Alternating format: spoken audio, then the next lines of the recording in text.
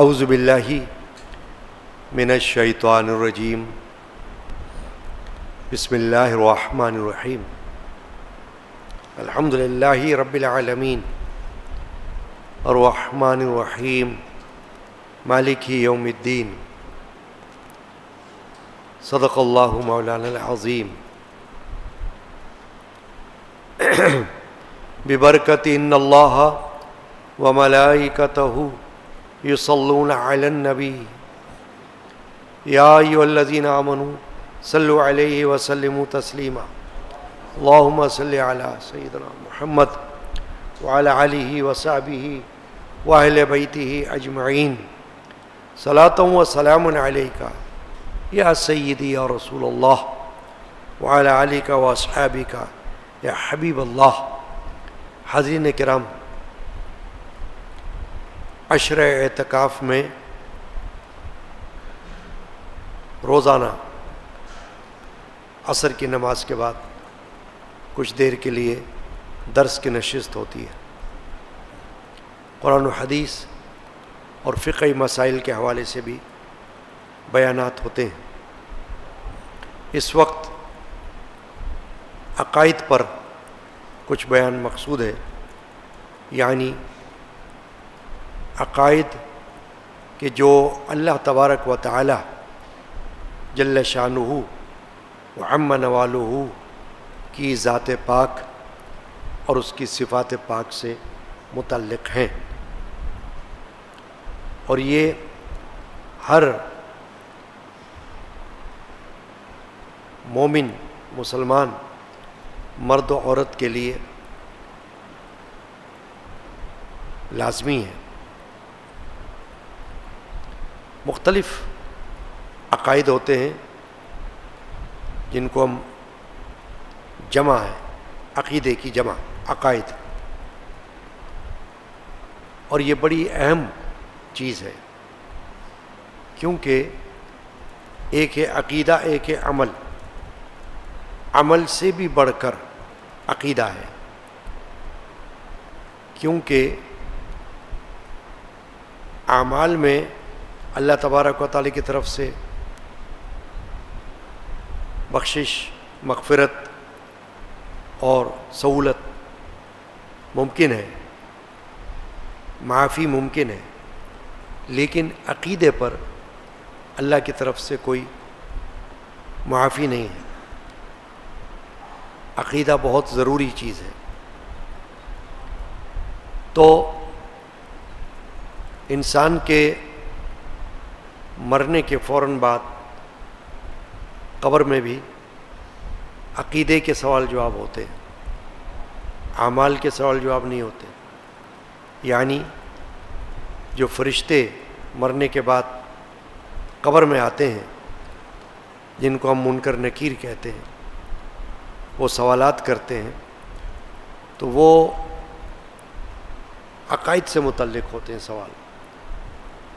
مثلا یہ کہ من ربو کا، فرشتے پوچھتے ہیں تمہارا رب کون ہے، تیرا رب کون ہے۔ پھر یہ سوال ہوتا ہے کہ ما دینو کا، تیرا دین کیا ہے۔ پھر یہ کہ ما کنت تقول فی ھذا الرجل، نبی اکرم صلی اللہ علیہ وسلم کا چہرہ انور دکھا کر یہ سوال کیا جاتا ہے کہ ان کے بارے میں تو کیا کہا کرتا تھا۔ یہ سب عقیدے کے حوالے سے سوالات ہیں۔ عقیدے میں انسان اگر پختہ ہو زندگی میں بھی، تو انشاءاللہ مرنے کے بعد قبر میں بھی پختہ ہی رہے گا، اور پھر انشاءاللہ میدان حشر میں بھی پختہ ہی رہے گا۔ تو عقیدے کو مضبوط رکھنا بڑا ضروری ہے۔ عقیدہ کوئی رسم نہیں ہے کہ آپ اس کو بدل دو، اور عقیدہ فیشن بھی نہیں ہے کہ آپ اس کو تبدیل کر دو۔ رسم، رواج یا فیشن، یہ سب تبدیل ہو سکتے ہیں، یہ آپ کے اختیار میں ہوتا ہے۔ یعنی کہ آپ رسم کو چھوڑ دو تو کوئی مسئلہ نہیں ہے، رسم ہے نا، وہ عقیدہ نہیں ہے، نہ اس کا تعلق قرآن سے ہوگا نہ اس کا تعلق حدیث سے ہوگا، وہ رسم ہے، معاشرتی رسومات ہوتی ہے نا، جس کو ہم کہتے ہیں رسم و رواج۔ تو رسم و رواج تو یہ ہوتے ہیں کہ کسی خاندان کا کیا رسم ہے، خاندان کی، کسی قبیلے کی کیا رسم ہے، کسی برادری کی کیا رسم ہے، تو رسموں کا تعلق قرآن حدیث سے نہیں ہوتا ہے، تو لوگوں نے اپنی بنائی ہوئی ہوتی، جب چاہیں اختیار کر لیں، جب چاہیں چھوڑ دیں۔ فیشن لباس کا، بالوں کا اور کسی اور چیزوں کا، وہ بھی تبدیل ہو سکتا ہے، آج کچھ کل کچھ، آج سے 50 سال پہلے کے فیشن کچھ اور ہوں گے، 50 سال کے بعد فیشن کچھ اور ہوں گے، یہ تو چلتا رہتا ہے۔ عقیدہ نہ رسم سے ہے، نہ رواج سے ہے، نہ فیشن سے، وہ قرآن سے ہے اور حدیث سے ہے، اور اس پر کاربند رہنا یہ ہر مومن مسلمان کے لیے لازم ہے۔ ایک عقیدہ مسلمان کا یہ ہے کہ اللہ ایک ہے، جس کو ہم کہتے ہیں قل هو اللہ احد، سورہ اخلاص میں پہلی آیت۔ آپ فرما دیں اے رسول، اے نبی، کہ اللہ ایک ہے۔ سورہ اخلاص توحید والی سورہ ہے، یعنی اللہ کے ایک ہونے پر دلالت کرتی ہے، اور توحید کے بارے میں اس سورہ کو بہت زیادہ پیش کیا جاتا ہے، سورہ اخلاص کو۔ قل هو اللہ احد اللہ الصمد لم یلد ولم یولد ولم یکن لہ کفوا احد، یہ عقیدہ ہے کہ اللہ ایک ہے، وہ بے پرواہ ہے، بے نیاز ہے، لم یلد ولم یولد، نہ اس کی کوئی اولاد ہے اور نہ وہ کسی کی اولاد ہے، ولم یکن لہ کفوا احد، اور نہ اس کے برابر کوئی ہے، اس کا ہمسر کوئی نہیں۔ یہ عقائد ہیں، اور اس کو ہم کہتے ہیں عقیدہ توحید۔ یہ دین اسلام کا بڑا بنیادی عقیدہ ہے، اسی کے بعد سارے عقیدے ہیں۔ جب تک یہ عقیدہ پختہ نہ ہو، کامل نہ ہو، کوئی دوسرا عقیدہ کیسے کامل ہوگا، اور کوئی دوسرا عقیدہ کیسے تسلیم کیا جائے گا جب تک یہ نہ تسلیم کیا جائے کہ اللہ ایک ہے، وہ ایسا ہے اپنی ذات میں اور اپنی صفات میں کہ اس کا کوئی شریک نہیں، نہ ذات میں شریک نہ صفات میں شریک۔ ذات تو وہ ہے کہ وہ اپنی ذات میں اکیلا تنہا ہے، کوئی دوسرا معبود نہیں، عبادت صرف اسی کی ہے، ہر طرح کی چھوٹی بڑی عبادت، کھلی چھپی عبادت، وہ صرف ایک اللہ کی ہے۔ تو یہ ایک اللہ کا خالص تصور یہ صرف دین اسلام میں پایا جاتا ہے۔ اگر کسی اور مذہب میں توحید کا عنصر پایا بھی جائے تو ایسا خالص نہیں ہے جیسا کہ دین اسلام میں۔ دین اسلام میں یہ لازم ہے کہ اس کو ایک ہی مانا جائے، ایک سے زیادہ خدا یا ایک سے زیادہ معبود یہ دین اسلام میں تصور نہیں ہے، وہ ایک ہی ہے، اس کا ذاتی نام ہے اللہ۔ وہ کسی انسان کا نہیں ہو سکتا، کسی اور چیز کا نام نہیں ہو سکتا، اللہ صرف اللہ ہی کا نام ہوگا۔ چنانچہ یہ تو ذاتی نام ہو گیا اللہ کا، خدا بھی اسی کو کہتے ہیں ہم، وہ بھی کسی اور کا نام نہیں ہو سکتا، خدا صرف اللہ ہی کو خدا کہا جا سکتا ہے۔ ذات کے علاوہ صفات مانے خوبیاں، کوالٹیز جو اللہ کی ہیں، اس میں بھی وہ اکیلا ہے۔ وہ ہم کہتے ہیں کہ ذات اور صفات میں اس کا کوئی شریک نہیں۔ اس کی وجہ یہ ہے کہ ذات بھی اس کی قدیم ہے، یعنی ہمیشہ سے اور ہمیشہ رہنے والی، اور صفات بھی اس کی قدیم ہے، یعنی ہمیشہ سے اور ہمیشہ رہنے والی۔ جیسا کہ کہا جاتا ہے کہ جب کچھ نہ تھا تو وہی تھا، اور جب کچھ نہ ہوگا تو وہی ہوگا، اول بھی وہ، آخر بھی وہ، باطن بھی وہ، اور ظاہر بھی وہ۔ یہ ہے ذات اور صفات کا عقیدہ، کہ جیسی ذات اللہ کی ہے ویسی کسی کی نہیں، اور جیسی صفات اللہ کی ہیں ویسے کسی کی نہیں۔ جب ہم کوئی ایسی صفت جو اللہ میں بھی ہے مانتے ہیں تو اس کا مطلب یہ ہوتا ہے کہ اس نے اپنی عطا سے کسی میں وہ صفت عطا کی، اپنی بارگاہ سے خود وہ صفات کسی بندے کو عطا فرما دی۔ جیسے اللہ مہربان ہے، رحم کرنے والا ہے، اب اس نے اپنے رسول کو صلی اللہ علیہ وسلم کو بھی مہربان بنایا اور رحم کرنے والا بنا دیا۔ یعنی دو صفاتی نام ہیں اللہ کے، بہت سارے صفاتی ناموں میں سے دو نام، رؤوف اور رحیم، یہ اللہ کے نام ہیں۔ یہی نام اللہ نے حضور اکرم صلی اللہ علیہ وسلم کو بھی عطا فرمایا۔ قرآن میں فرمایا بالمؤمنین رؤوف الرحیم، کہ یہ وہ ہیں جو ایمان والوں کے ساتھ رؤوف ہیں یعنی مہربان، اور رحیم ہیں یعنی رحم کرنے والے۔ اب اگر کسی کے ذہن میں یہ خیال آ جائے کہ اگر اللہ رؤوف ہے اور اللہ رحیم ہے، یہ اس کی صفت ہے، اس کی صفات ہیں، تو پھر یہ رسول میں کیسے آئیں؟ کیونکہ وہ تو اپنی صفات میں اکیلا ہے، شریک کوئی اس نہیں اس کی صفات میں، نہ ذات میں۔ تو اس کا جواب یہ ہوگا کہ یہ صفات اس کی عطا کی ہوئی ہیں اللہ کی، اور یہ حادث ہے، قدیم نہیں ہے۔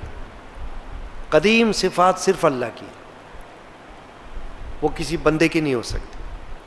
بندے کے پاس جو صفت ہوگی وہ حادث ہوگی، یعنی بعد میں، ہمیشہ سے نہیں۔ اب اللہ ہے وہ ہمیشہ سے ایک ہے، اور اس کی صفات قدیم ہیں، ہمیشہ سے ہیں، ہمیشہ رہنے والی، اور بندے کی صفات نہ ہمیشہ سے ہیں اور نہ ہمیشہ رہنے والی ہیں۔ تو اس لیے یہ فرق آ گیا۔ اس فرق کو سمجھنا ضروری ہوتا ہے، تب ہم کہہ سکتے ہیں کہ اللہ اپنی ذات میں اور صفات میں اکیلا ہے۔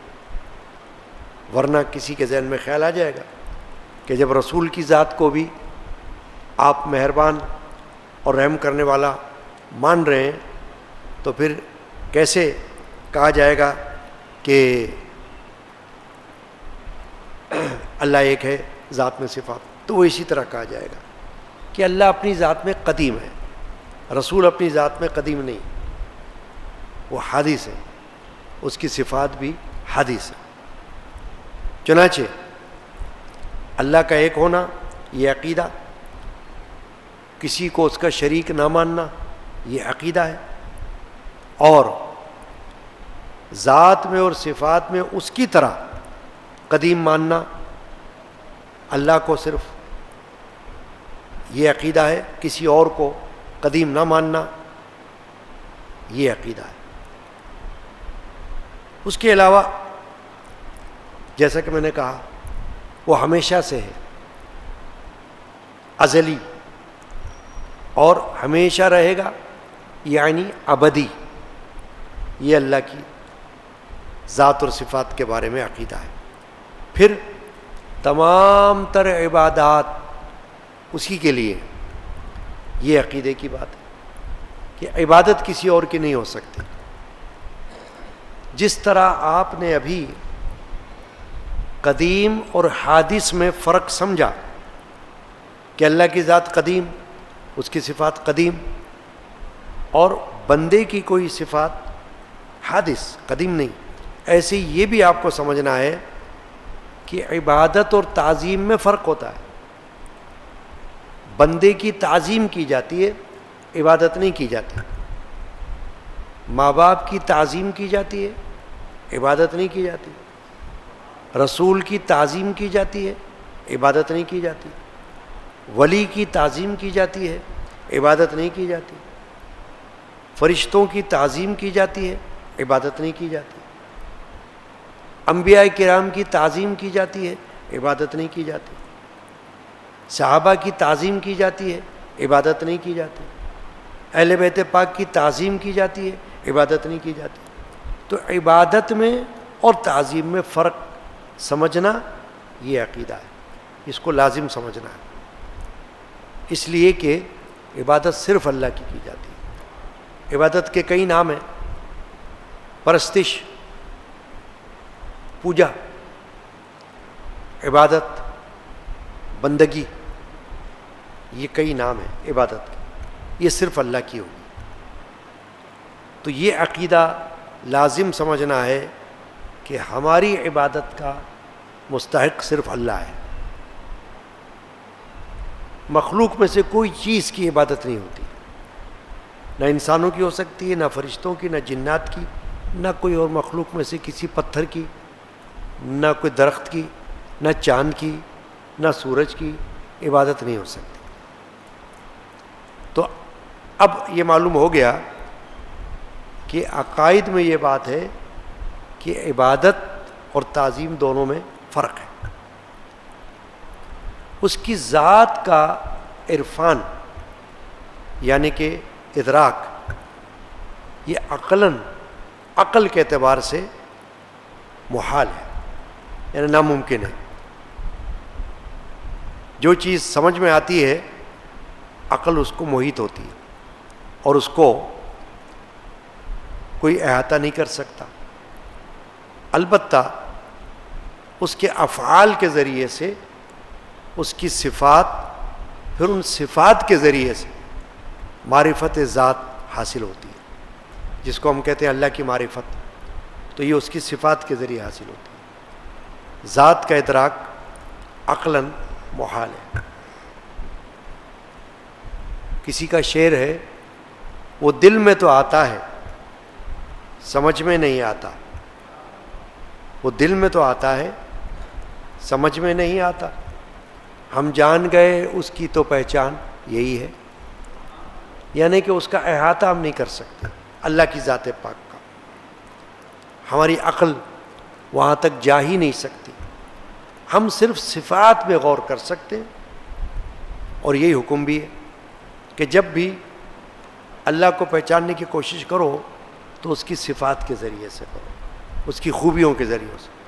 جیسے اس کے نام ہیں، اسماء مبارکہ ہیں، ذاتی بھی ہے وہ تو اللہ ہے، اور صفاتی بہت سارے نام ہیں. وہ رؤوف ہے، وہ رحیم ہے، وہ قادر ہے، وہ قدیر ہے، وہ سمیع ہے، وہ بصیر ہے، وہ علیم ہے، وہ خبیر ہے. یہ اس کی صفات ہے. تو ابھی جو میں نے بات آپ کو عرض کی تھی کہ وہ صفات جو اللہ تعالیٰ اپنے بندوں کو بھی عطا فرما دیتا ہے وہ قدیم نہیں ہوتی، وہ حادث ہوتی، یعنی بعد میں ہونے والی. اسی طرح دیکھیں اللہ سمیع ہے، ابھی آپ نے سنا، یعنی سننے والا.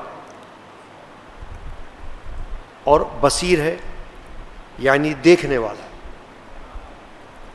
تو ہر چیز کا سننے والا اور ہر چیز کا دیکھنے والا ازل سے اور ابد تک صرف اللہ ہے. قدیم، یہ اس کی صفات قدیم ہے کہ وہ ہمیشہ سے دیکھنے والا ہے اور وہ ہمیشہ سے سننے والا ہے. لیکن اس نے انسان کے لیے بھی یہ صفت رکھی اور فرمایا فَجَعَلْنَاهُ سَمِيعًا بَصِيرًا، ہم نے اسے سننے والا اور دیکھنے والا بنایا. تو اب جب ہم اللہ کے لیے بھی یہ بات کہتے ہیں کہ وہ سننے والا ہے، وہ دیکھنے والا ہے، پھر بندے کے لیے بھی یہ عقیدہ رکھتے ہیں کہ وہ سننے والا ہے، دیکھنے والا ہے، تو اس میں کوئی شرک نہیں ہوتا. کیسے نہیں ہوتا؟ حالانکہ اللہ بھی سن رہا ہے، دیکھ رہا ہے، اور پھر ہم نے کہا بندہ بھی سن رہا ہے، دیکھ رہا ہے. تو شرک اس لیے نہیں ہوتا کہ بندے کا سننا اور بندے کا دیکھنا قدیم نہیں ہے، حادث. اور اللہ کا سننا اور اللہ کا دیکھنا یہ قدیم ہے، یعنی ہمیشہ سے، اور ہمیشہ رہے گا. وہ ہمیشہ تک سنے گا، ہمیشہ تک دیکھے گا. لیکن بندہ نہ ہمیشہ سے سنتا تھا، نہ ہمیشہ سنے گا، نہ ہمیشہ سے دیکھتا تھا، نہ ہمیشہ دیکھے گا. تو یہ فرق آ گیا نا. اس سے کفر اور شرک ختم ہو گیا. کوئی یہ نہیں کہہ سکتا کہ بھائی آپ نے اللہ کو بھی سننے والا کہہ دیا، دیکھنے والا بھی کہہ دیا، اور پھر اس کے بندے کو بھی آپ نے سننے والا اور دیکھنے والا بنا دیا، تو یہ تو شرک ہو گیا. نہیں، آپ نے سمجھ لیا کہ اس طرح یہ شرک نہیں ہوگا، کیونکہ بندے کا دیکھنا ہمیشہ سے نہیں ہے. اب آپ دیکھیں، ایک بندہ آج سنتا ہے کانوں سے، ہو سکتا ہے کل سماعت ختم ہو جائے. یہ فرق آ گیا نا. ہو سکتا ہے ایک بندہ آج دیکھ رہا ہے آنکھوں سے، کل نابینا ہو جائے. تو پھر بصارت کہاں گئی؟ پھر کیسے وہ بصیر ہوگا؟ یہی فرق آ گیا کہ اللہ کے یہاں ایسا کوئی معاملہ نہیں ہے. اللہ تو ہمیشہ سے سن رہا ہے، اس کی سماعت ہمیشہ رہے گی، اور وہ ہمیشہ سے دیکھ رہا ہے، اور اس کی بصارت ہمیشہ رہے گی. بندے میں یہ ہو سکتا ہے کہ آج سن رہا ہے، کل نہ سنے، آج دیکھ رہا ہے، کل نہ دیکھے. یہیں سے فرق معلوم ہو گیا، اور ادھر سے شرک کا خاتمہ ہو گیا. یہ عقیدہ رکھنا اس طرح سے ضروری ہے. اب اللہ کی جو صفات ہیں وہ مخلوق نہیں ہے، وہ تو قدیم ہے. جو اس کو مخلوق کہے اس کو گمراہ اور بددین کہا جاتا ہے. اور ذات اور صفات جو ہے اللہ کی، اس کے علاوہ باقی سب چیزیں حادث ہیں، قدیم نہیں ہیں. یعنی کہ پہلے نہیں تھیں، بعد میں ان کو اللہ نے موجود کر دیا، ان کو وجود عطا فرما دیا.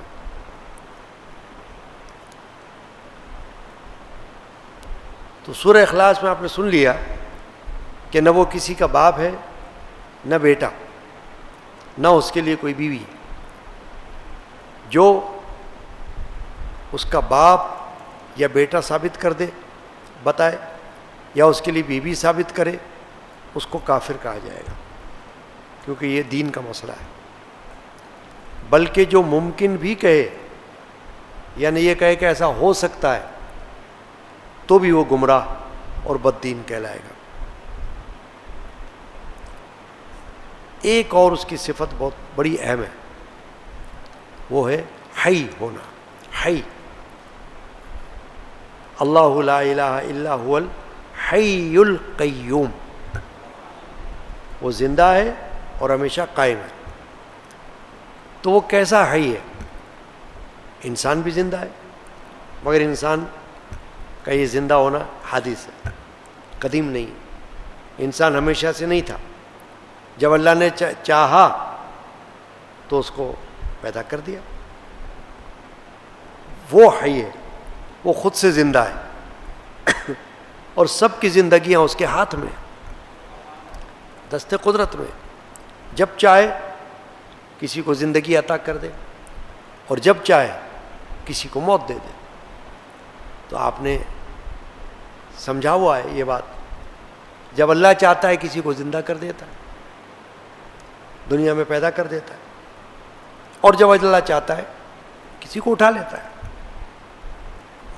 اسے موت دے دیتا ہے.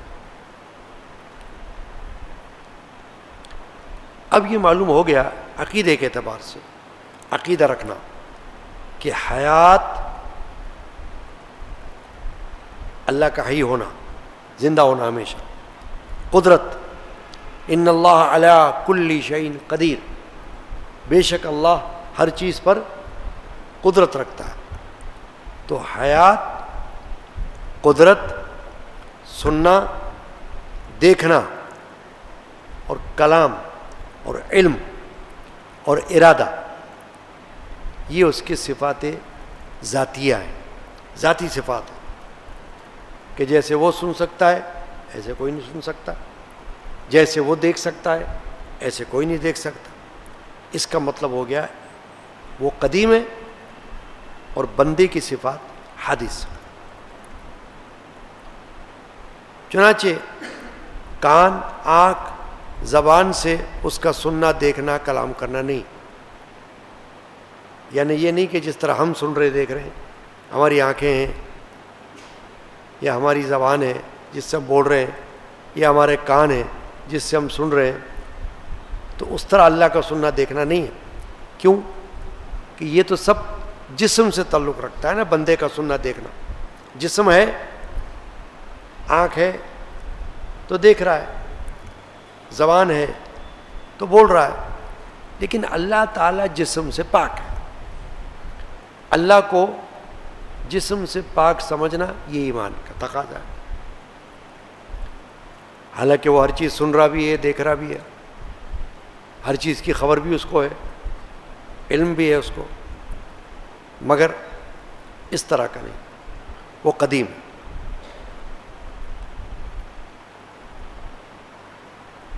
قرآن مجید کے لیے یہ عقیدہ رکھنا ضروری ہے کہ قرآن مجید مخلوق نہیں ہے، حادث نہیں ہے، قدیم ہے ہمیشہ سے.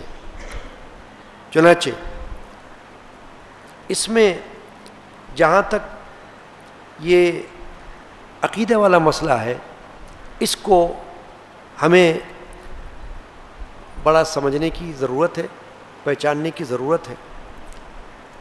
تو زندگی میں بھی ہمیں اس کو جاننا چاہیے. تو آج کے درس میں عقائد پر مختصر بات کی گئی. ہو سکتا ہے کہ مزید بھی اس پر آگے گفتگو کی جائے. اللہ تعالیٰ آج کے درس کی حاضری کو اپنی پاک بارگاہ میں قبول فرمائے اور عقیدے میں ہمیں پختہ رکھے. یہ نہیں کہ آج کچھ ہے کل کچھ ہے، ایسا نہ ہو. صلی اللہ تعالیٰ علیہ سیدنا محمد وعلی آلہ وصحبہ اجمعین برحمتک یا ارحم الراحمین.